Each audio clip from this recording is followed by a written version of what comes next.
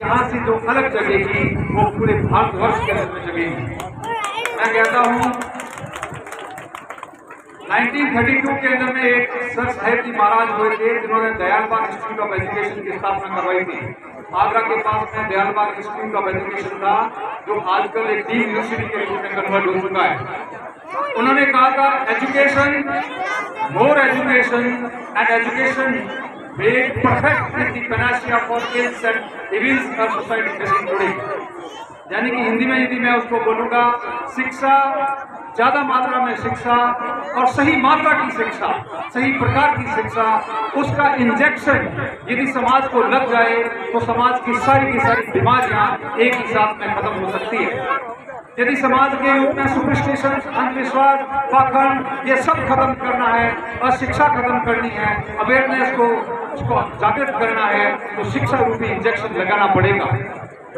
बिल्कुल हमारे पूर्व वक्ताओं ने सही कहा था कि डॉक्टर भीमराव अंबेडकर ने कितनी बड़ी बात कही थी कि शिक्षा शेरनी का दूध है, जो पिएगा वही शेर बन जाएगा, वो शेर की तरह दहाड़ने लग जाएगा। यदि हमको मानव के रूप में, शेर के रूप में यदि हमको अपने आप को पेश करना है और छाती के बटन खोल करके जीना चाहते हो तो शिक्षा रूपी इंजेक्शन आपको लेना ही पड़ेगा।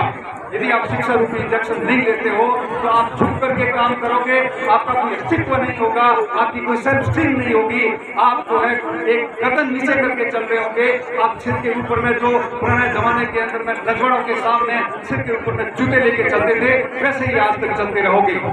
आपको शिक्षा रूपी इंजेक्शन आपको और अपने परिवार को देना ही पड़ेगा। बिना शिक्षा कुछ नहीं हो सकता है। और शिक्षा का ये मंदिर यदि गांव के अंदर में यदि पैदा हो रहा है तो मैं समझता हूँ इससे बड़ी कोई बात नहीं हो सकती।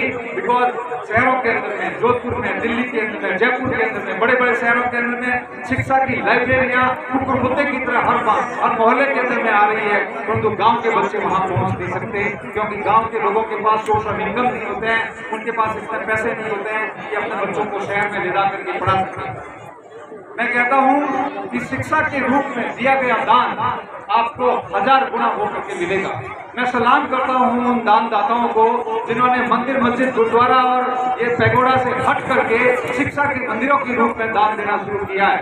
मैं कहता हूं कि आपका जो प्रकृति का नियम है, ये प्रकृति का नियम है कि आप उसके अंदर में एक बीज डालते हो धरती के ऊपर में तो उसके 100 बीज आपको वापस मिलते हैं। कितने भुट्टे आपको, एक बाजरे का बीज डाल दो, वापस उसके एक भुट्टे में से 100 भुट्टे मिलते हैं आपको, और 100 भुट्टे पता नहीं हजारों दाने आपको वापस मिलते हैं। प्रकृति का नियम है कि यदि आपने 11,000 दान दिए हैं तो आपको 11 लाख से भी ज्यादा आपको वापस रिटर्न किसी भी तरीके से आपको मिलना ही मिलना है।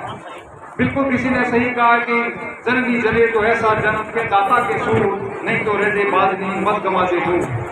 सिर्फ इस धरती के ऊपर में दो ही व्यक्तियों की इज्जत होती है, या तो मातृभूमि की रक्षा के लिए अपना शीश कटा देता है, या व्यक्ति जो दानी होता है, जो दान देकर के दूसरों के कल्याण के लिए अपनी गाड़ी कमाई देता है।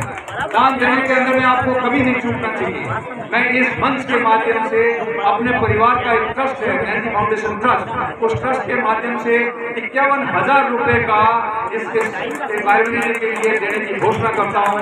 मैं और मेरा छोटा भाई धर्मानंद चौधरी, जो कि हम इस ट्रस्ट के दानदाता हैं, इस ट्रस्ट के अंदर में हम और कहीं से बाहर से डोनेशन नहीं लेते हैं, अपने ही परिवार के पैसे इस ट्रस्ट पे देते हैं और उसी के माध्यम से सोशल वर्क करते हैं। तो उसमें से 51,000 रुपए का जो मैं इस लाइब्रेरी के अंदर में देने का प्लान कर रहा हूँ। आपको भी सबको ऊपर आ जाना चाहिए, सबको आगे बढ़ना चाहिए। और मैं कहता हूं कि जो बिल्कुल किसी शास्त्रों के अंदर में किसी पुराने लोगों ने, कवियों ने कहा है कि चिड़ी चांद भर ले गई नदी में घटिया नींद, दान दिए धन घटे नहीं, कह गया दास कभी। बिल्कुल दान नहीं देने से घटेगा नहीं। आप यदि यकीन नहीं मानो तो मेरा एक उदाहरण आप जाकर के देख लेना। जो व्यक्ति एक आप दौरे को मिठाई, किसी खुशी के अंदर में कोई व्यक्ति मिठाई बांट रहा है, आप उसके सामने जाके खड़े होकर के हाथ नीचे लेकर के मिठाई लेते हो, एक लड्डू अंदर में खाते हो। दूसरे दिन आप खुद मिठाई डिब्बा लेकर के दूसरों को मिठाई बांटने के लिए जाना, आपको खुद अपने आप पता लग जाएगा कि आपको ज्यादा आनंद किस में आ रहा है। आपको आनंद ज्यादा बांटने में आएगा, ज्यादा खाने में नहीं आएगा। क्योंकि बांटने वाला जो हाथ होता है ना, वो हमेशा ऊपर होता है, और जो खाने वाला हाथ होता है हमेशा नीचे होता है। आदमी को हमेशा अपना हाथ ऊपर रखना चाहिए, डोनेशन देते रहना चाहिए। अपना जो अपने शरीर का कोई भरोसा नहीं है कि आज हम हैं कल नहीं है। आप विदेशों के अंदर में देखिए, बिल गेट्स का नाम, जो वर्ल्ड का सबसे बड़ा रिचेस्ट आदमी है, उसका नाम आपने जरूर सुना होगा। बिल गेट्स ने 2 साल पहले डिक्लेयर किया था कि मैं पूरी संपत्ति, मेरी जितनी संपत्ति है, वर्ल्ड का रिचेस्ट आदमी है, पता नहीं इसके पास billions and trillions of rupees है, इसकी कोई काउंटिंग नहीं है। उसने कहा है कि 98% मेरी प्रॉपर्टी लोगों के कल्याण के लिए जाएगी और मेरे अपने बेटे के लिए सिर्फ 2% पैसा दूंगा। क्या बात कर दी है उस बिल गेट्स ने कि 98% प्रॉपर्टी में, और बिल गेट्स ने पूरे वर्ल्ड के अंदर में गरीबी के उन्मूलन के लिए, गरीबी की हटाने के लिए पैसा देना। भारत के भी बिल गेट्स के प्रोग्राम चलते हैं जो बिहार, राजस्थान के गरीब एरिया के अंदर में गरीबी के उन्मूलन के लिए काम में लेते हैं। इसी प्रकार bill and Melinda Gates foundation है, बिल क्लिंटन फाउंडेशन है। विदेशी लोग इतना सारा दान देते हैं, हम दान क्यों नहीं देते हैं? हम ऐसा क्या हो गया है कि हम मंदिर, मस्जिद, गुरुद्वारे के नाम से उसका तो अंडा चढ़ाने के लिए तो 1 करोड़ रुपए भी अपने नाम ऊंचा करने के लिए कर देते हैं, परंतु लाइब्रेरी के नाम से हमको 1000 रुपए दान देने के अंदर में मौत आती है। क्यों होता है ऐसा? जबकि उस मंदिर, मस्जिद, मैं किसी की आस्था के ऊपर चोट नहीं पहुंचाना चाहता हूं, परंतु वो 1 करोड़ रुपए, 5 करोड़ रुपए से मंदिर बना दिया, उसका एक फायदा बता दो आप। अरे वो आस्था है हमारी उस मंदिर के अंदर में, वो आस्था भगवान को याद करना है, ईश्वर को याद करना है, तो हम अपने घर में बैठ करके ईश्वर को याद कर सकते हैं। ईश्वर तो एक है, सर्वव्यापी है, सब जगह अवेलेबल है, वो सब कुछ जानता है, सर्वव्यापी है, सब ताकतवर है, वो घर के अंदर में ईश्वर को याद किया जा सकता है। परंतु लाइब्रेरी घर में नहीं बन सकती, स्कूल घर में नहीं बन सकता, अस्पताल घर के अंदर में नहीं बन सकता, इसलिए हमको उनके लिए डोनेशन देना पड़ेगा और सरकार अकेली नहीं कर सकती। सरकार के लिए रोटी कपड़ा मकान के लिए बहुत सारे क्वेश्चंस हैं, उनको रोटी कपड़ा मकान और दूसरे इंफ्रास्ट्रक्चर खड़े करने हैं। हमको सबको मिल करके इस प्रकार समाज के लिए विद्या के आलयों को, विद्या के मंदिरों को खड़ा करना पड़ेगा, तब जाकर के हमारे यहाँ की अवेयरनेस को हम स्प्रेड कर पाएंगे, शिक्षा को स्प्रेड कर पाएंगे, तब जाकर के हमारे अंदर शक्ति आएगी। बिना शिक्षा हम किसी प्रकार के, हम जानवर के बराबर हैं। अब आप कहोगे कि सर हमारे पास में, हम तो गांव के आदमी हैं और हमारे पास शिक्षा के लिए पैसा, लाइब्रेरी के लिए पैसा देने के लिए आएगा कहां से? मैं आपसे पूछता हूं कि मंदिर, मस्जिद, गुरुद्वारा बनाने के लिए आपके पास करोड़ रुपए कहां से आ जाते हैं? आपको अपने सोच को बदली करना पड़ेगा। मैं आपको एक छोटा सा उदाहरण देना चाहता हूँ, आपसे भी पूछूंगा अभी कि एक गांव के अंदर में आपको ये मैं कैलकुलेशन बताऊंगा तो आप सुन करके हैरान हो जाओगे। अभी मेरी कैलकुलेशन सुनोगे तो कोई भी आदमी यहाँ से बता दें एक गांव के अंदर में कितनी डेथ होती है 1 साल के अंदर में, कोई भी आदमी आप लोगों से बता दो अमूमन एक गांव में कितनी डेथ होती है? अरे बताओ भाई, अमूमन एक गांव के अंदर में अमूमन कितनी मौत होती है? कितनी होती है एक गांव में? कितनी? 10 तो डेथ, 10-12 तो होती होगी। 10 डेथ मान के चलते हैं। उन 10 डेथ के ऊपर में आप मृत्यु बोध करते हो। मृत्यु बोध के अंदर में एक डेथ के अंदर में, एक मृत्यु बोध के ऊपर में कितना खर्चा आता बताओ आप? कितने लाख रुपए आते हैं? 5 लाख आते हैं। चलो मैं एवरेज लेता हूं आपका, 5 लाख नहीं लेता हूं मैं, 4 लाख नहीं लेता हूं मैं, सिर्फ 3 लाख रुपए लेता हूं। जो गरीब से गरीब आदमी मृत्यु बोध के ऊपर में, आप लोग उसको मजबूर करके उसको मृत्यु बोध करवा देते हो, क्योंकि कहते हो कि मृत्यु बोध नहीं करो तो साहब आप खेल में बैठो रहे, साहब आप दुनिया हो जाएगा। तो मैं कहता हूं कि आप सिर्फ 3 लाख रुपए एक मृत्यु बोध का माने। एक गांव के अंदर में 10 डेथ होती है और 3 लाख रुपए एक डेथ के ऊपर में खर्चे होते हैं, यानी कि 1 साल के अंदर में एक गांव के अंदर में 30 लाख रुपए खर्चा आता है। 30 लाख रुपए खर्चा आता है, ये तो आपके सामने है। क्या मान रहे हो सभी आदमी, या इसके कोई नानुकार कर रहे हैं? 30 लाख रुपए खर्च होते हैं। बाड़मेर डिस्ट्रिक्ट के अंदर में 2971 2971 गांव हैं। बाड़मेर जिले के अंदर में आप गूगल करके देख लो, 2971 गांव हैं। 2971 को 30 लाख से मल्टीप्लाई करें तो 891 करोड़ रुपए आते हैं। 891 करोड़ रुपए आते हैं। 1000 करोड़ रुपए आप लोग एक गांव के अंदर में मृत्यु बोध के अंदर में खर्च करते हो। आप 1000 करोड़ रुपए के अंदर में यदि मृत्यु बोध करना बंद कर दें तो एक गांव के अंदर में आप पूरे बाड़मेर के अंदर में हजारों लाइब्रेरी खड़ी कर दोगे, हजारों अस्पताल खड़े कर दोगे, हजारों स्कूलें खड़ी कर दोगे। और मैं कहता हूं कि 1000 करोड़ के अंदर में तो एक डिस्ट्रिक्ट के अंदर में एक ऑक्सफोर्ड जैसा विश्वविद्यालय खड़ा हो सकता है। हार्वर्ड जैसा विश्वविद्यालय खड़ा हो सकता है, दिल्ली विश्वविद्यालय खड़ा हो सकता है, जवाहरलाल नेहरू विश्वविद्यालय खड़ा हो सकता है, कैम्ब्रिज यूनिवर्सिटी खड़ी हो सकती है, ऑक्सफोर्ड यूनिवर्सिटी खड़ी हो सकती है, येल यूनिवर्सिटी खड़ी हो सकती है, कोलंबिया विश्वविद्यालय खड़ा हो सकता है। यदि ऐसे विश्वविद्यालय अपने एक गांव के अंदर, एक जिले के अंदर में ये बद्दी भोज के चपेट के अंदर में 10 जिले हैं, 10 वेस्टर्न राजस्थान के 10 जिले हैं, और ऐसे यदि ऑक्सफोर्ड और हार्वर्ड जैसे 10 विश्वविद्यालय यदि हर एक जिले के अंदर में एक साल के अंदर में बनना शुरू कर दे, तो ये जो विश्वविद्यालय बनेंगे, यहाँ से जो ह्यूमन रिसोर्स निकलेगा, यहाँ से जो मानव संसाधन निकलेगा, पूरे दुनिया के ऊपर में जाकर के भारत का डंका बजाएगा, भारत का राज करेगा। पता नहीं यहाँ से कितने लोग नोबेल पुरस्कार मिलेंगे, कितने पता नहीं यहाँ पता नहीं बड़े साइंटिस्ट बन जाएंगे। पूरे वर्ल्ड के अंदर में जितने इंस्टीट्यूशन है उसको हेड करने वाले लोग राजस्थान से निकल जाएंगे।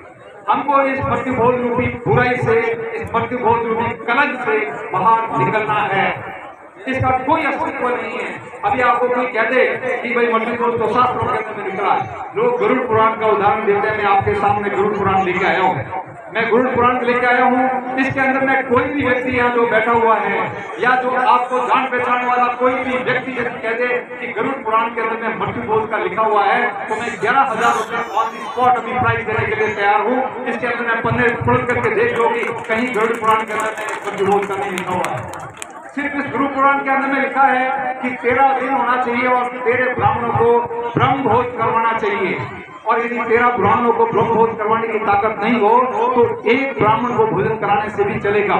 इससे ज्यादा मृत्यु भोज के बारे में इसके अंदर कुछ नहीं लिखा हुआ है, जो कि इसका उदाहरण देकर के मृत्यु भोज करते हैं। लोग कहते हैं कि गीता में लिखा हुआ है, ये रही गीता आपकी, ये पन्ने पलट को आप दो, ये किताब गीता में आपको देता हूँ और इसके अंदर मैं पन्ने पलट करके आप मुझे बता दो कि कहाँ लिखा है गीता के अंदर में मृत्यु भोज करना है। और मैं आपको 11,000 रुपए का अभी प्राइज देता हूँ। यदि कोई क्या देता है कि गीता के, मैंने तो पढ़ ली, क्योंकि मैंने तो इस सब्जेक्ट में डॉक्टरेट कर रखी है, मैंने तो PhD इस सब्जेक्ट में की है, कॉमन प्रिंसिपल ऑफ रिलीजन के ऊपर में कर रखी है। और मैं आपको कहता हूँ कि निकालो मुझे कौन से पन्ने के ऊपर में, कौन से अध्याय के ऊपर में लिखा हुआ है कि इसके मृत्यु भोज करना चाहिए। कोई इसका धार्मिक आधार नहीं है मृत्यु भोज का, कोई मोरल अधिकार नहीं है आपको मृत्यु भोज करने का। 1960 के अंदर में सरकार ने इसको प्रतिबंध लगा रखा है, फिर भी हम लोग इसको मानते नहीं हैं, मृत्यु भोज करने से बाज नहीं आते। सरकार ने कहा है कि मृत्यु भोज करना बहुत बड़ा एक पाप है और यदि एक चोरी करने के बराबर का पाप है। मृत्यु भोज करते हो तो आप जेल जाने का काम कर रहे हो, सरकारी कानूनों का उल्लंघन करते हो, फिर भी हम नहीं मानते। आपको कोई भी पॉलिटिशियन स्टेज से आकर के मृत्यु भोज बंद करने के लिए नहीं बोलेगा, क्योंकि उनको तो वोट चाहिए, उनको तो वो मृत्यु भोज के लिए बंद बोल देगा तो उसके तो वोट टूट जाएंगे। इसलिए कोई खरी बातें आपको कहने के लिए नहीं बोलेगा, कोई शास्त्रों को आपके सामने ला करके नहीं बोलेगा। एक महाभारत के अंदर में एक अनुशासन पर्व है, 13वां किताब है महाभारत का। टोटल महाभारत के अंदर 18 किताबें हैं, 18 में से 13वीं किताब है, उसका नाम है अनुशासन पर्व। उस अनुशासन पर्व के अंदर में अर्जुन ने बहुत अच्छी तरह से लिखा है कि मृत्यु भोज खाने से आदमी की शक्ति का ह्रास हो जाता है, आदमी की शक्ति मर जाती है, उसकी शक्तियां मर जाती है, उसकी इंसानियत मर जाती है मृत्यु भोज खाने से। वो कहता है कि उसने जब वो दुर्योधन के पास में गया और दुर्योधन को मनाने की कोशिश की कि भैया तुम युद्ध मत करो, दुर्योधन ने कहा युद्ध नहीं करूंगा, मैं युद्ध तो करूंगा, तुम जाओ यहाँ से वापस। तो उसने जब दुर्योधन के पास से जब कृष्ण वापस आ रहे थे, अर्जुन वापस आ रहे थे, तो उन्होंने कहा कि भाई भोजन करके जाओ। तो उन्होंने कहा कि भोजन तो उस जगह किया जाता है जहाँ सुख शांति हो, खुशी हो। भोजन करने वाला और कराने वाला दोनों यदि दुख के अंदर में है तो उस भोजन से हमको हमारी शक्तियों का नाश हो जाता है।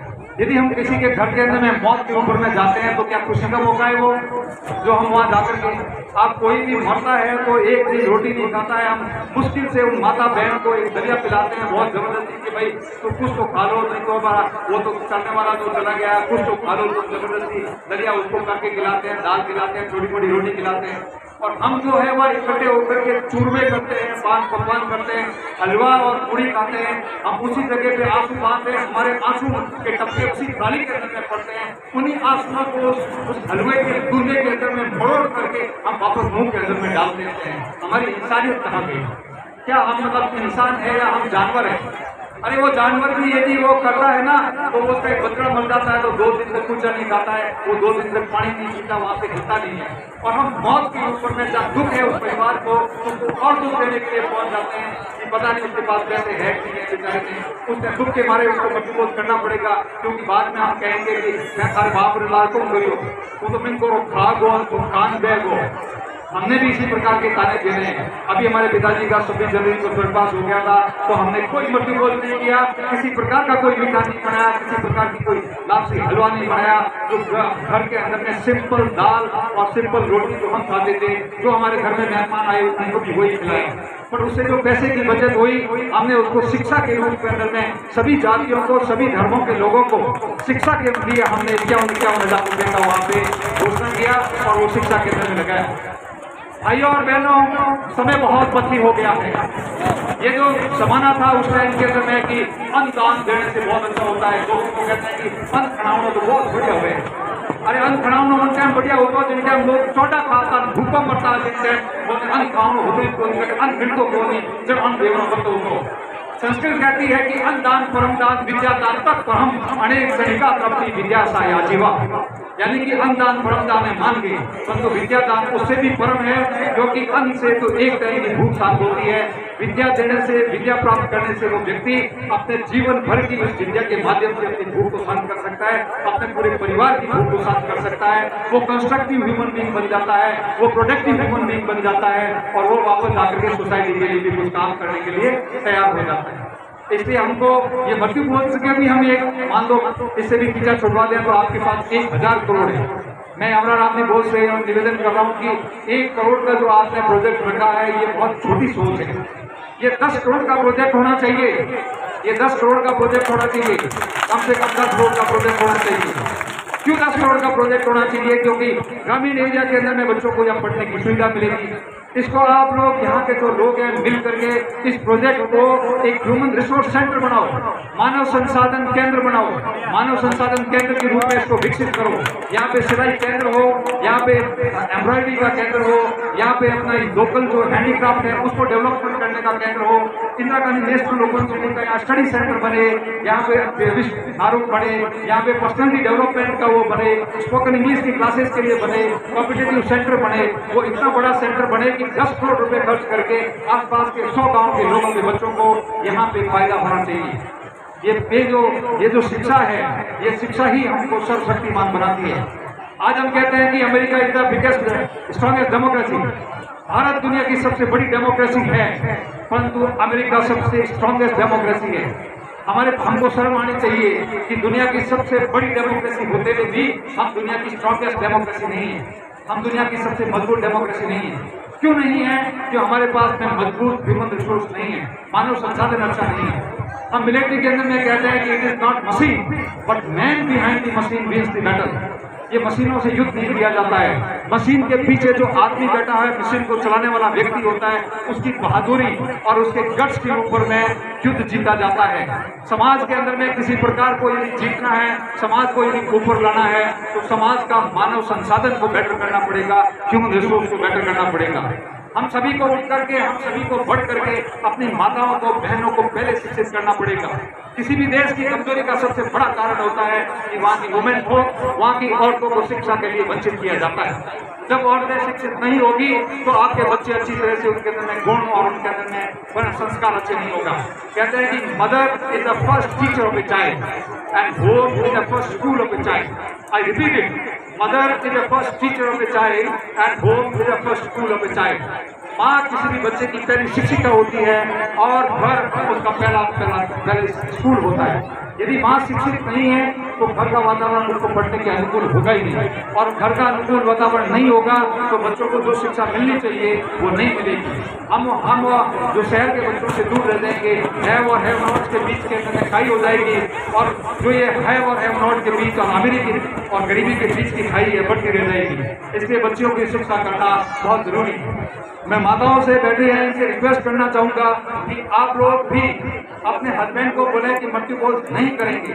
सबसे ज्यादा ये देखा गया है कि मृत्यु भोज को करने के लिए जिद में अड़ने वाली सबसे ज्यादा औरतें होती हैं कि बाबे लारे तो पढ़नो पेड़ी, मारे लारे तो पढ़नो पेड़ी, नहीं तो मिल तुम के। अरे वो भाड़ में जाए मिनट, आप तो अपने बच्चों का भविष्य देखो। आप एक साधारण व्यक्ति, एक साधारण परिवार, एक मध्यम वर्गीय परिवार 7, 8, 10 साल के बाद मजदूरी करके, ड्राइविंग करके, वो अपने गाड़ियों के में पत्थर की मजदूरी करके, रात रात आंखें फोड़ करके ट्रक चला करके 7, 8, 10 लाख रुपए मुश्किल से 7, 8, 10 साल के अंदर इकट्ठा कर पाता है। और उस 10 साल के अंदर में घर के अंदर में एक मौत जरूर हो जाती है, और उस मौत के अंदर में उसकी पूरी गाड़ी कमाई वो उसके अंदर में स्वाहा कर देता है। तो उसके पास में अपने बच्चों की पढ़ाई के लिए पैसा आएगा कहाँ से? पैसा आएगा उसके पास उसके बच्चों को पढ़ाने के लिए? ना तो उसके बच्चे ठीक से पढ़ पाएंगे, ना उनके बच्चे ठीक से कपड़े पहन पाएंगे, ना उन बच्चों को ठीक से खाना मिल पाएगा। यदि उनको ठीक से खाना नहीं मिलेगा तो उन बच्चों का न्यूट्रिशन ठीक नहीं होगा, तो उनके ब्रेन का डेवलपमेंट ठीक नहीं होगा। तो जिसका बच्चे का ब्रेन का डेवलपमेंट ठीक नहीं हुआ है, क्या हम उनसे आशा कर सकते हैं कि हमारा बच्चा कभी नोबेल पुरस्कार ले पाएगा? क्या हमारा बच्चा कभी साइंस के अंदर बड़ी उपलब्धि हासिल कर पाएगा? क्या हमारा बच्चा कभी वो कहीं किसी मैग्सेसे अवार्ड के लिए सम्मानित किया जाएगा?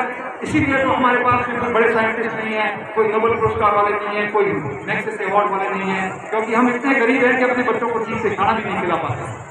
अब बच्चा जब गरीब होता है तो उस गरीब बच्चे के कपड़े फटे हुए होते हैं। जो स्कूल के अंदर में जाता है तो फटे हुए कपड़े के अंदर में जाता है और वो कहता है मैं तो कहीं कर सकूँ, मैं तो बापरो होता, मैं तो कपड़ा फट रहा है। जब बच्चे की सेल्फ स्टीम इतनी डाउन है, उसका स्वाभिमान इतना डाउन है, तो उसकी उपलब्धि अच्छी नहीं हो सकती है। अपने बच्चों का स्वाभिमान अच्छा करने के लिए उसको अच्छा खाना खिलाए, उनको अच्छा कपड़ा पहनाए, उनको अच्छा टिफिन भेजें, ताकि वो टिफिन लेकर के जब दूसरे बच्चों के साथ में खाने के लिए बैठता है, उसके टिफिन के अंदर में पूरी और पराठा होगा, तो बच्चा बोलेगा यस, मेरी मम्मा ने भी मेरे को पूरी पराठा बना के देखा है। जो बड़े सेठ साहूकार का बच्चा जो आता है उसके बराबर का उसका सर्व सम्मान होगा। नहीं जी, आप उसके अंदर में आप सूखे कपड़े भेज देते हो, उसके अंदर में आप मिर्ची और चटनी भेज देते हो, प्याज भेज देते हो, उस बच्चे को अंदर में वहीं से उसका सेल्फ स्टीम डाउन हो जाता है और उसका जब स्वाभिमान इतना डाउन होता है तो शिक्षा प्राप्त नहीं कर पाता ठीक है। भाइयों और बहनों, हमको समझना चाहिए कि हम इसी प्रकार के जो समाज के अंदर में, ये तो मैंने सिर्फ एक भक्ति भोज की कुरीति के बारे में बताया, मैं आपको बताऊं ऐसी हमारे पास में दुनिया भर की समाज के अंदर में कुरीतियां हैं। इन कुरीतियों से हमें, और ये जो पाखंड है, इनसे पीछे छुड़वाना पड़ेगा। अरे भगवान आपको किसी प्रकार के एक पाखंड से पैसा नहीं दे देगा, भगवान के सामने भीख मांगने से पैसा नहीं मिलेगा। भगवान ने कहा है कि आपको हमने सबसे उत्कृष्ट इंसान बना दिया है, आपके हमने ब्रेन दे दिया है, आप अपना पुरुषार्थ करो, पुरुषार्थ से ही जो कुछ आपको मिलना है वो मिलेगा, भीख मांगने से नहीं मिलेगा। भीख मांगने से भगवान नहीं देते हैं, भगवान तो आपको कहते हैं कि पुरुषार्थ करने से ही आपको सब कुछ मिलेगा। मैं ये दान देता हूँ इन भाई बहनों को जिन्होंने अपना देह दान पीछे दौड़ के आया, मेरे से 5 रुपए लेकर के भाग गया वापस। मेरा भाई अभी हरिद्वार गया मेरे पिताजी के स्वर्गवास में, तो उसने वो पन्ना ढूंढने की कोशिश की थी। मेरे भाई 90 के अंदर में आए थे, तो उसका हरिद्वार के अंदर में उसने वो लिखाया था क्या है क्या। पंडित ने कहा कि लिखाई थी उस पन्ने के अंदर में नहीं है, क्योंकि 500 रुपए तो उसको हो गए, 500 रुपए तो वो दिखता ही नहीं है। और मैं नहीं लिखा तो मुझे कोई फर्क नहीं पड़ता है, क्या लिखने से क्या फर्क पड़ जाएगा, क्या मेरा दादा स्वर्गवास क्या उसके लिखने से जाएगा क्या। मेरा दादा तो स्वर्गवास अपने कर्मों से गया है, वो एक पवित्र इंसान था, उसके कर्म बहुत अच्छे थे, उन्होंने हमारे जैसे पोते प्रपोते पैदा किए। हरिद्वार जाने से कहीं पे वो कुछ नहीं मिलता है। और मैं कहता हूं कि आप उस नाम के चक्कर में मत पड़ो कि भाई आपका नाम हो जाएगा हरिद्वार जाने से, आप बहुत 10 लाख रुपए इसमें आप मट्टी बोझ में करोगे तो आपका परिवार का बड़ा नाम हो जाएगा। मैं आपको माता जी को, 2 माताओं को बोलता हूँ, 2 माताएं यहाँ सामने आ जाए, और एक माता जिसने 10 लाख रुपए का अपने दादा के पीछे मट्टी बोझ कर रखा है, और दूसरी माता ने वो 10 लाख रुपए बना करके मट्टी बोझ नहीं किया है, और वो पैसा उसने अपने बच्चे को उड़ा करके दिल्ली में भेज करके उसके अपने बच्चे को इतना अच्छा कोचिंग करवा करके दिल्ली विश्वविद्यालय में पढ़ा करके अपने बच्चे को IAS बना दिया है। आप बताओ उस स्टेज के ऊपर में कौन सी माता का ज्यादा स्वागत होगा?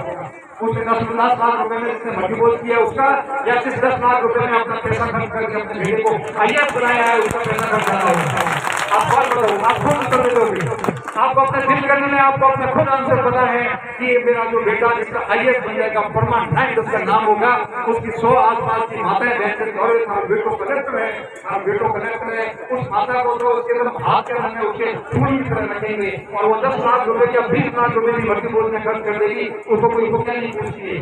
ये हकीकत है समाज की। तो आप ये मत डरो कि समाज क्या बोलेगा, समाज तो बोलता रहेगा। समाज को आपको जब आप अच्छा करते हो तो या बुरा करते हो तो ये समाज की कोई ओपिनियन नहीं है। समाज की ओपिनियन बहुत जल्दी चेंज हो जाती है।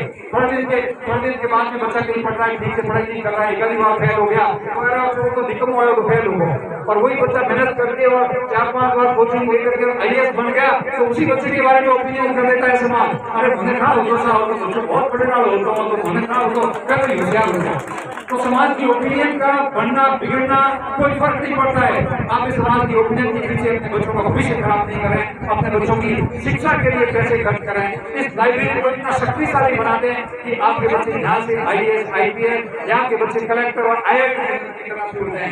इस समाज के अंदर में बहुत सारे टीचर्स हैं जो वेल क्वालिफाइड हैं, गवर्नमेंट स्कूल के अंदर में हैं। देखो ये साल जो यहाँ पे मतलब विवेकानंद संस्था के अंदर प्राचार्य हैं, ऐसे ऐसे गुरु जी यहाँ पे हैं जो यहाँ पे बच्चों को यहाँ बैठे बैठे IAS बना देंगे, नीट में क्लियर करवा देंगे, यहाँ से बच्चे IIT में भेज देंगे।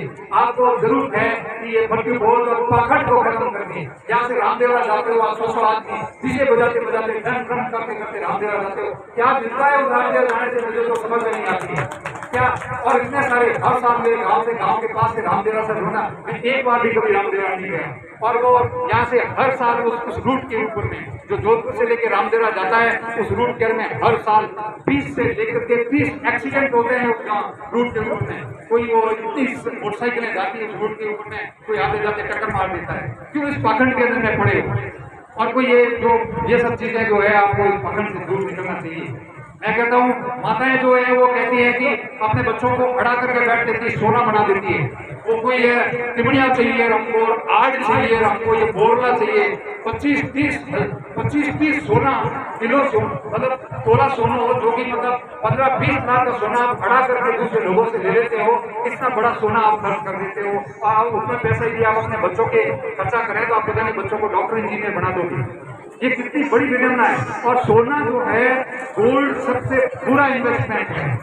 आप गोल्ड से बुरा कोई इन्वेस्टमेंट हो ही नहीं सकता है। आपने गोल्ड इन्वेस्टमेंट कर दिया, आप खड़ा करके कोई आइटम को वापस घर में लेके आ जाओ, 3 दिन वापस सुनार के पास में लेके चले जाना, वो बोलेगा कि 10 तोड़े की जगह आपको 7 तोड़ा वापस करेगा, 3 तोड़ा तो यूँ हो जाएगा थोड़ा बोलना है इन्हें तो हॉलमार्क को आप बोल दी तो काटो कर दी, वो आपके 3 तोड़ा तो उसी दिन 10 दिन के अंदर गायब कर दिया। अरे क्या उस सोने के अंदर रखा हुआ है, उसी सोने से अपने बच्चे को पढ़ा करके डॉक्टर इंजीनियर IAS और आर्मी के अंदर में भेज दो तो आपका परमानेंट आपके परिवार का कल्याण हो जाएगा। आपका कल्याण आपके पुरुषार्थ से होगा, आपका कल्याण आपके पाखंड करने में कभी भी नहीं है। आप कभी किसी भी धर्मशास्त्र के अंदर में पाखंड के लिए कोई जगह नहीं है। धर्मशास्त्र आपको पूजा करने के लिए कहते ही नहीं है। धर्मशास्त्र आपको अच्छा इंसान बनने के लिए बोलते हैं कि अच्छे इंसान बनो, अच्छे कर्म करो, दूसरों को तंग मत करो, दूसरे का रिस्पेक्ट करो, सबका कल्याण के अंदर में अपना कल्याण ढूंढो, सबको एकदम सम्मान की दृष्टि से देखो, सबके भले के अंदर में आगे आओ। आप इंसान के रूप में एक उत्कृष्ट जीव हो, उत्कृष्ट जीव की तरह जियो और सबका सम्मान करो। तो मैं ये कहना चाहूंगा आपको कि ये जो चीजें हैं यदि इन सब चीजों से हम ऊपर उठ जाए तो हम ये लाइब्रेरी को जैसे मैंने बताया कि आप भट्टी बोल के अंदर में अकेले में 1 साल के अंदर में बांटने जिला 900 करोड़ रुपए खर्च करता है। 10 करोड़ तो कुछ भी नहीं है। हर आदमी ये डिसाइड कर ले कि मुझे प्रतिबोध नहीं करना है, उसके बंदे के अंदर में मैं सिर्फ 51,000 रुपए इसमें पुस्तकालय के अंदर में चुपचाप आकर के डोनेट कर दूंगा तो मैं तो 1 साल के अंदर में 900 करोड़ की जगह कम से कम 10 करोड़ तो इसी पुस्तकालय के अंदर में 1 साल के अंदर में आ जाएगा। आपको चाहिए कि आप अपने बच्चों के फ्यूचर के लिए, ये जो लड़कियां हैं यहाँ से आपकी शहर नहीं जा सकती है। हम ऑर्थोडॉक्स सोसाइटी है, हम कंजर्वेटिव सोसाइटी है, हम इन बच्चियों को शहर में नहीं भेज सकते हैं। इतनी अच्छी जगह ये हमारा अपनी बहुत उनकी पार्टी ने, जो माली साहब ने जो इन्होंने इतना बड़ा योगदान दिया है, इतना बड़ा जगह दिया है, इस जगह को स्वर्ग बना दो। इस जगह के ऊपर में आप ऐसे संस्थान खड़े कर दो कि यहाँ से बच्चे पढ़ने के बाद आपके इस संस्थान का नाम पूरे भारत के अंदर हो। एक दिन पूरे भारत का मीडिया ढूंढ करके इस संस्थान को जैसे 50 मिलियन बाढ़ में जैसे डॉक्टर भरत का नाम पूरे इंडिया के अंदर में नहीं, पूरे विश्व की न्यूज ढूंढ करके भारत में डॉक्टर भरत को आता है कि उसने सर्व समाज के 100 डॉक्टर बना दिए, गरीब के अंदर में गरीब परिवारों को बना दिया। तो मैं समझता हूँ कि अमरनाथ बोध जी और इनकी पार्टी भी इसी प्रकार का ये काम यहाँ पे करने जा रहे हैं। बाड़मेर का ये दूसरा जो एक तरह से ज्ञान मंदिर है वो यहाँ से आप लोग सब मिलकर के, ये किसी एक व्यक्ति का विषय नहीं है, ये मिशन हम सभी का मिशन है, आप सभी का मिशन है। आप सभी मिल करके, माताएं बहनें सब मिल करके इसके अंदर में अपना खर्चा जो है उसके अंदर में कम देना चाहिए। मैं कहता हूँ कि कोई माता बहन कहती है कि भाई वो मारो गजरी हो दो, आपने पाया कि कोई मारो गजरी होता है गोल्डन टेबल के अंदर में करते हैं, सरदार आते हैं पूरे दुनिया से, उस चैन में उसके पास कैश नहीं होता है, वो अपनी चैन निकाल करके वहां डाल के चले जाते हैं, वो अपनी अंगूठी निकाल करके गोल्डन टेबल में चले जाते हैं। आप इस विद्या मंदिर के अंदर में आपने अपने चांदी का गजरिया ही डाल दो, आप अपने छोटी सी एक नक ही डाल दो उसके अंदर में, एक साल के अंदर में ये इतना बढ़िया जगह बन जाएगा, इतना मानव संसाधन केंद्र है, इतना बढ़िया एक डेवलपमेंट सेंटर बना दोगे कि आपके बच्चों का भविष्य बदल जाएगा। मैं इन्हीं बातों के साथ में मैं आप लोगों को सभी को और साथ साथ के अंदर में मैं कहता हूँ कि भगवान तो 1947 से पहले ही यही थे, 1947 से पहले भगवान यही थे। यदि भगवान को हमारे ऊपर में दया आती तो हमारे ऊपर में इतने अत्याचार नहीं होते। एक विष्णु समाज की एक माता है वो अमृता देवी, उसने एक पेड़ को बचाने के लिए एक महाराजा की पार्टी से हाथ जोड़े थे कि पेड़ को मत काटो, तो महाराजा की जितने थी उसका गर्दन काट दिया और उसको बचाने के लिए जितने लोग आए 363 लोग आए और 363 लोगों का गला काट दिया। क्या मतलब, क्या निर्दयता थी, क्या क्रूरता थी, क्या मतलब क्या क्या क्या काला कानून था कि 363 लोगों का गला काट दिया, कोई उनके आंख के आंसू नहीं आए, इस प्रकार का काम उन्होंने कर दिया। ये हमारे कॉन्स्टिट्यूशन ने हमारे को शक्ति दी है, राइट अगेंस्ट एक्सप्लॉयटेशन। हमारी जो स्थिति सुधरी है 1947 के बाद में सुधरी, हमारे को ताकत दी है बाबा भीमराव अम्बेडकर और उसकी कमेटी ने कॉन्स्टिट्यूशन बना कर दी है। आज हम यहाँ जगह पे बैठे हैं, दिल्ली होकर के बैठे हैं, इस कॉन्स्टिट्यूशन की वजह से बैठे हैं। भगवान के अंदर में किसी प्रकार की शक्ति नहीं है। भगवान ने कहा है कि मैं तो आप शक्तियों से आपको परिपूर्ण करता हूँ, आपके अंदर में शक्तियां है तो आप अपना काम कर लो। हमारे जो पूर्वज जग गए, उठ गए, उन्होंने पुरुषार्थ किया, खून की नदियां बही, अंग्रेजों को यहाँ से भगाया था, जाकर के हमको स्वतंत्रता मिली और उस स्वतंत्रता के भेद के ऊपर में हमको ये कॉन्स्टिट्यूशन दिया गया। और ये कॉन्स्टिट्यूशन है, आप सही मानो नहीं मानो, मैं व्यक्तिगत रूप से मानता हूँ कि ये कॉन्स्टिट्यूशन मेरे लिए गीता, महाभारत, बाइबल, कुरान सबसे ऊपर है, मेरे लिए कॉन्स्टिट्यूशन सबसे ऊपर है। मैं कहता हूँ कि भगवान राम, अल्लाह और वो जम्बेश्वर भगवान या जो भी भगवान जिसको आप जानते हो, सबसे ऊपर मैं बाबा राम अम्बेडकर को कहता हूँ कि उन्होंने तो कोई हमारे ऊपर में हजारों साल तक जो अत्याचार होते वो तो आकर के कभी रोके नहीं। जम्बेश्वर भगवान को आए नहीं वहाँ के भाई मेरे इतने सारे अनुयायियों को वहाँ पे राजा काट रहा है, जम्बेश्वर के बीच में पूजा करके कम से कम रोक लेते, उसने किया उन्होंने जम्बेश्वर जलियांवाला बाग का जो हत्यारा था उसने इतने हजारों लोगों के ऊपर में गोली चला दी। तो भगवान राम तो बीच में आए, ना कोई वाहिगुरु जी आए वहाँ के बीच से उसमें पूछ करके कि हमारे बंदों को रोक दो। तो ये जो हमारे आज हमारे ऊपर में कोई आदमी एक गोली चला के देखे, हमारे पास में राइट अगेंस्ट एक्सप्लॉयटेशन है, हमारे पास कॉन्स्टिट्यूशनल रेमेडीज है जिसके माध्यम से कोई आदमी, आप एक कुत्ते को मार करके देखो, मेनका गांधी यहाँ आ जाएगी पहुंच करके और उस आदमी को जेल में डलवा देगी। एक कुत्ते को मारने से मेनका गांधी पहुंच जाएगी, आप 300 लाखों को मारने का बहुत बड़ी बात है। तो हमको समझना चाहिए कि जो कॉन्स्टिट्यूशन के अंदर में हमको अधिकार दिए गए हैं, जो कॉन्स्टिट्यूशन के द्वारा शक्तियां दी गई है, जो कॉन्स्टिट्यूशन ने हमको अपॉर्चुनिटीज दी है, इन अपॉर्चुनिटीज का फायदा हम तभी उठा पाएंगे जब हम पूर्ण रूप से शिक्षित होंगे। यदि हम पूर्ण रूप से शिक्षित नहीं होंगे तो हमारे साथ में इसी प्रकार का भेदभाव अभी भी चलता रहेगा और आगे भी चलता रहेगा, क्योंकि आप अज्ञानी हैं, आप बटन खोल करके खड़े नहीं हो सकते, आपके अंदर में ताकत नहीं है, आपका जमीन नहीं जगह है, शिक्षा के माध्यम से आपका जमीन जगेगा, तभी आप खड़े होंगे, तब आप बुलंदियों के साथ चीन ताक करके खड़े हो पाएंगे और आप जुल्मों को सहन नहीं करोगे, तभी जाकर के आपके अंदर में शक्ति आएगी और तभी जाकर आप शेर की तरह जिंदगी जी पाओगे। खरीदने के लिए बाजी दी है, क्या उन भट्टों के भट्टों जी वो स्कॉर्पियो या फॉर्च्यूनर खरीदने के लिए बाजी दी है, वो बापजी तो वहाँ पे सेवा करने के लिए आए हैं, वो घर त्याग करके आए हैं, क्या वो फॉर्च्यूनर लेने के लिए वहाँ पे आए हैं? उनको 30 लाख की फॉर्च्यूनर क्यों चाहिए? उनको अपनी वहाँ सेवा करनी चाहिए और जो पैसा आता है वो पैसा लोगों की शिक्षा के लिए लगाना चाहिए। हमको ये क्वेश्चन करना आना चाहिए और आप क्वेश्चन तभी कर पाओगे जब आपके मन में ज्ञान होगा, जब आप शिक्षित होंगे, आप खड़े पकड़ खोल करके खड़े हो पाओगे, आपके मन में बोलने की क्षमता तब आएगी जब आप शिक्षित होंगे।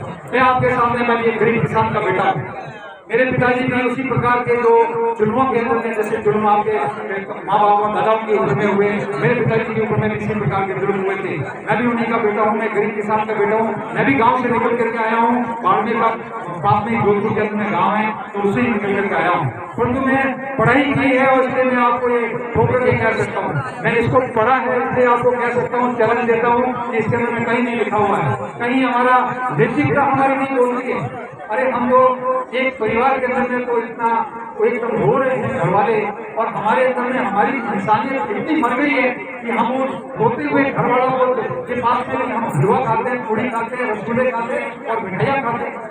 अरे मिठाई जो होती है वो एक तरह से सफलता का या खुशी की सूचक होती है। मिठाई होती है वो सफलता या खुशी के लिए बांटी जाती है। क्या मरने के ऊपर भी मिठाइयाँ खानी चाहिए? क्या उसके अंदर में शोक और खुशी के अंदर में हमको कोई फर्क नहीं है? क्या हमारी फैकल्टी इतनी डेवलप नहीं है कि हमको शोक और खुशी का कुछ पता नहीं है? तो हमें कम से कम अपने विवेक को, अपने रीजनिंग फैकल्टी को, अपने क्रिटिकल माइंड को इतना तो ऐसा ही कर दीजिए कि यार हमको दुख के टाइम को कम से कम ये गुद से नहीं उड़ाने चाहिए, दुख के टाइम को मिठाइयाँ कम से कम नहीं खाना चाहिए, दुख के टाइम वो घरवाले तो रो रहे हैं, उनके आंखों से तो आंसू गिर रहे हैं और हम पास में बैठ करके हलवा खा रहे हैं, क्यों हलवा खाएंगे? मैंने ये मिठाइयाँ और ये मट्टी भोज के अंदर में पिछले 30 साल से कभी मट्टी भोज नहीं खाया है, पिछले 30 साल से, और कभी नहीं गया हूँ, और इसलिए मैं इसी दृढ़ता के साथ में अपने पिताजी का परिवार हुआ तो मट्टी भोज नहीं किया, सिर्फ दाल और रोटी खिलाई। हाँ, हमारे ऊपर हमारे घर के अंदर में 3 कलेक्टर भी आए, 5-5, 7-7 SDM भी आए, हमारे घर के अंदर में 7-7, 5-7 IRS आए, हमारे फैमिली फ्रेंड बड़े बड़े अरबपति बिजनेसमैन भी हैं, वो भी आए, परंतु सबको शोक का भोजन जो हम करते हैं वही भोजन उनको करवाया। क्या दिक्कत है उनको? वो क्या ऊपर से कोई टपके हैं क्या? एक ही दिन से करोड़पति बने क्या? वो क्या हमेशा बड़ा खाना खाते आए क्या? वो उनको दुख पता क्या नहीं? अपने माँ बाप या अपने किसी परिजन के मरने से वो दाल रोटी नहीं खाते हैं क्या? तो हमारे माँ बाप के मरने से उनको दाल रोटी खाने में क्या परहेज है? तो हमको ये सोच करके ये दृढ़ता के साथ में ये पॉइंट रखना चाहिए, और तब जाकर के हम इस मट्टी भोज बीमारी को खत्म कर सकते हैं। हमको अंदर में अपनी संवेदनाओं को जगाना चाहिए। हमारे अंदर में जो हमारी संवेदनाएं, मानवीय संवेदनाएं मर गई हैं, इनको जिंदा करना चाहिए, और जिंदा करके हमको मट्टी भोज बीमारी को खत्म करना चाहिए, और दूसरे पाखंड जितने भी हैं उनको खत्म करना चाहिए। उन पाखंडों से बच करके जो पैसा होता है उसको एजुकेशन फील्ड के अंदर में डाइवर्ट करना चाहिए, तभी जाकर के हमारे समाज का कल्याण हो पाएगा, हमारा ग्रामीण परिवार आगे आ पाएगा। नहीं तो शहरी समाज बहुत आगे बढ़ जाएगा और ग्रामीण परिवार जो है पीछे रह जाएगा। पिछले 70-80 साल के अंदर में जो साइंस ने प्रगति की है वो उससे 700 साल या उससे 7,000 साल पहले की प्रगति नहीं हुई थी। आज हम एक आम आदमी, एक राजा महाराजा से भी बेटर जिंदगी जी रहे हैं। कहाँ राजा महाराजा के पास में ऐसी फॉर्च्यूनर कार थी, उनके पास में कहाँ उनके पास एयर कंडीशन थी, कहाँ उनके पास में मोबाइल फोन था, उनके पास क्या था? कुछ भी नहीं था। उनके पास अच्छे घर नहीं थे, वो उनको एक जगह से दूसरी जगह जाना पड़ता था तो घोड़े के ऊपर में बैठ के 6 महीने लग जाते थे जाने में। आज हम एक बटन क्लिक करते हैं और यूएस के प्राइम मिनिस्टर से या यूएस के प्रेसिडेंट से बात करना चाहे तो यहाँ खड़े खड़े यूएस के प्रेसिडेंट से बात कर सकते हैं। तो ये साइंस है जो विज्ञान की तरक्की इतनी ज्यादा बढ़ गई है कि मत पूछो बात। आने वाले टाइम के अंदर में आर्टिफिशियल इंटेलिजेंस, ये जो AR और VR आ रही है, ऑगमेंटेड रियलिटी आ रही है, वर्चुअल रियलिटी आ रही है, हम अपने बच्चों को साइंस से दूर रखेंगे, हम अपने बच्चों को साइंटिफिक डेवलपमेंट डेवलप नहीं करेंगे, साइंस नहीं पढ़ाएंगे तो हमारे बच्चे शहरों के बच्चों से बहुत पीछे रह जाएंगे, और फिर जो है शहरी बच्चे हमारे बहुत आगे बढ़ जाएंगे, और गरीबी और अमीरी की खाई और ज्यादा बढ़ जाएगी और हम कहीं के नहीं रहेंगे। इसलिए ग्रामीण भाइयों, आपसे हाथ जोड़ करके विनती है कि जो मेरी बातें सुन रहे हैं, जो मेरी बातों को रिकॉर्ड करके दूसरों को सुना रहे हैं या सुनाएंगे, उन सबको मेरी हाथ जोड़ से विनती है कि हमारा को ये फालतू का पैसा जो बर्बाद हो रहा है, हमारी गाड़ी कमाई जो हम ड्राइविंग करके कमाते हैं, हम रात रात करके चला करके करते हैं, हम जो खाने के में मजदूरी करके करते हैं, हम वो मेहनत मजदूरी का पैसा है किसी प्रकार भाग मत रहने दो, उसको एजुकेशन के अंदर में लगाओ, बच्चों के फ्यूचर के लिए, बेटरमेंट के लिए लगाओ। इन्हीं के साथ में मैं आपको और भी जो यहाँ पे युवा बैठे हैं, जो आदमी चाहता है कि मैं मट्टी भोज आज के बाद नहीं खाऊंगा, वो यदि प्रण लेना चाहता है तो ये शपथ पत्र मेरे पास में है, शपथ पत्र साइन कर सकते हैं। मैं जहाँ भी जाता हूँ लोगों से शपथ पत्र साइन करवाता हूँ। मैंने तो 30 साल पहले कर दिया था। जो व्यक्ति चाहता है कि आज के बाद, हाँ, मैं ये नहीं कहता हूँ कि आप अपने परिवार का मट्टी भोज बंद करवा दो, मुझे पता है कि आप अपने ऊपर में आपका डिसीजन है, परंतु आप कम से कम ये तो डिसाइड करते हैं कि आज के बाद मैं मट्टी भोज नहीं खाऊंगा। वो तो आपके खुद के हाथ में है, वो तो आप डिसाइड कर सकते हो। यदि कोई व्यक्ति यदि चाहता है कि मैं मट्टी भोज नहीं खाऊंगा तो ये शपथ पत्र साइन कर सकता है, और इसको हम आगे से एक ऐसी टीम बना रहे हैं कि ज्यादा से ज्यादा लोग खाने वाले नहीं खाने वाले हो जाएंगे, को मृत्यु घोष करना अपने आप बंद हो जाएगा। एक जागृति पैदा करनी है हमें। मैं आपसे हाथ जोड़ करके विनती कर रहा हूँ कि इस जागृति के अंदर में हमारा सहयोग दें सभी लोग। इसके अंदर में जो विलिंग है इसके अंदर में मैं गणपति से प्रार्थना करूंगा, गणपति से रिक्वेस्ट करूंगा कि ये डायरी जो इच्छुक लोग हैं उनको दें और वो वहाँ से साइन करवाएं जिनको जो चाहते हैं कि मैं मृत्यु बोल नहीं कहूँगा, जो साइन करना चाहते हैं करें। इन्हीं शब्दों के साथ मैं मंच सके अमराराम जी और इनकी पूरी पार्टी को धन्यवाद देना चाहता हूँ कि मेरे को इतने लंबे डिस्टेंस के जोधपुर से मेरे को यहाँ के लिए बुलाया और बुला करके स्टेज में सम्मानित किया, मेरे को आप लोगों से बात करने का मौका दिया। बहुत बहुत धन्यवाद। आप लोगों ने इतनी देर तक